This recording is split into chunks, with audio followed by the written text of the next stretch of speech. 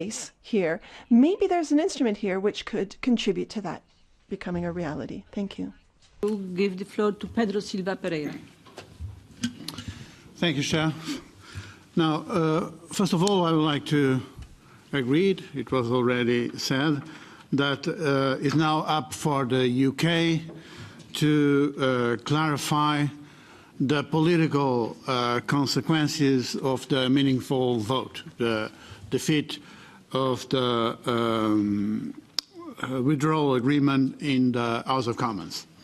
After the triggering of Article 50, the European Union has negotiated in good faith with the legitimate government of the UK a withdrawal agreement.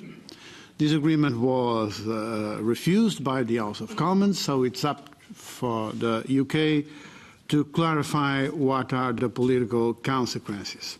If they wish either to proceed to the no-deal scenario, the chaotic and catastrophic no-deal scenario, or if they are ready to build a political consensus for any other option.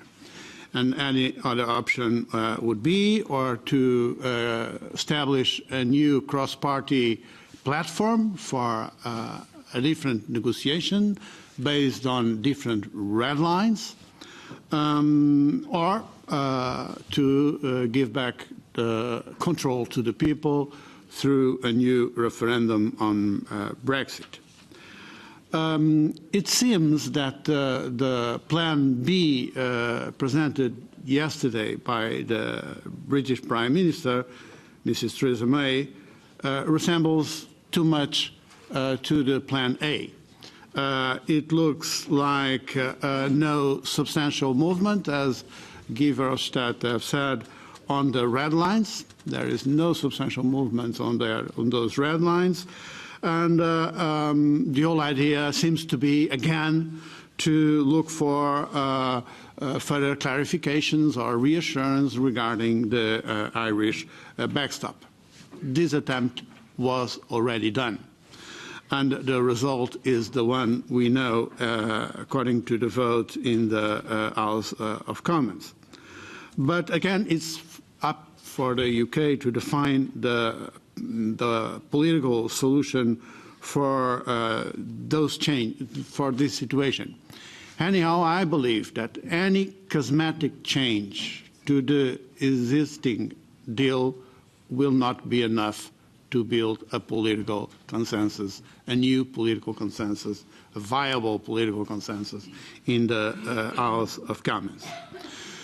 And I would like to add a comment on this issue of the backstop, because it seems that for some, they look to this backstop as if it was an obstacle invented by the European Union to make things difficult for the UK.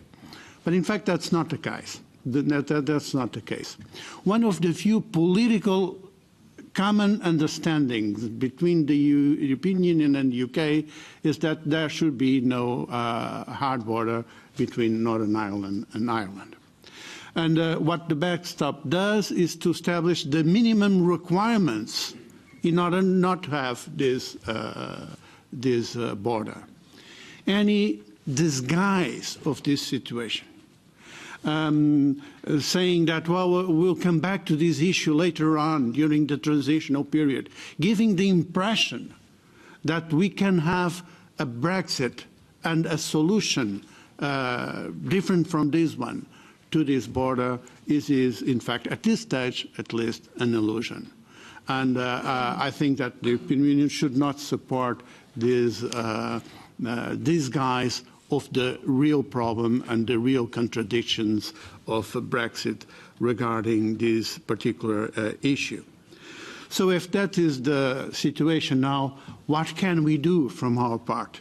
Of course, we have to wait what the UK will say, but what can we do? Well, we can prepare our contingency plans as we are doing, because the scenario of no deal is really not in our hands. It can only be avoided if the UK presents a proposal to avoid the no deal, because it will happen if nothing is done until the 29th of March.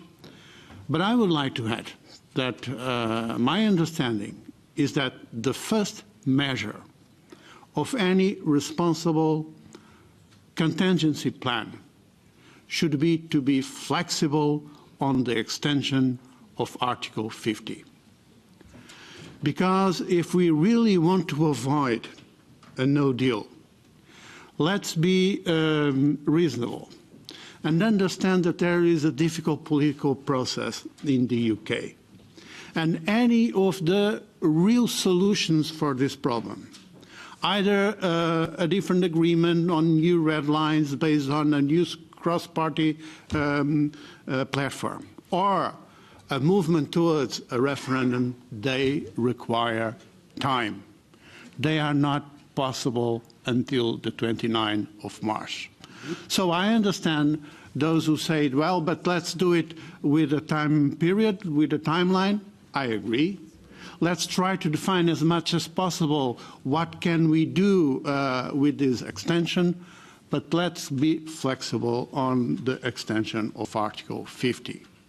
I'm glad that as a rapporteur I've presented a proposal and then supported also by my co-rapporteur Danuta Hübner when we've discussed the composition of the Parliament, allowing for this safeguard mechanism, saying that the status quo of the composition of the Parliament will remain in case of a delay of Brexit. There were a number of amendments. I remember very well the discussions we had, because there were a number of amendments to delete this safeguard clause. Fortunately, we were able to agree in keeping this safeguard clause. This means that if there's an extension of Article 50, there will be European elections also in the UK. And I would like to say that there cannot be any suspension of democracy. As long as the UK is a member state of the European Union, the citizens have the right to vote, and nobody can suspend this political right. So if there's an extension of Article 50, there will be elections in the UK, and the citizens will be entitled to elect the 73 members of Parliament according to the status quo. Thank you.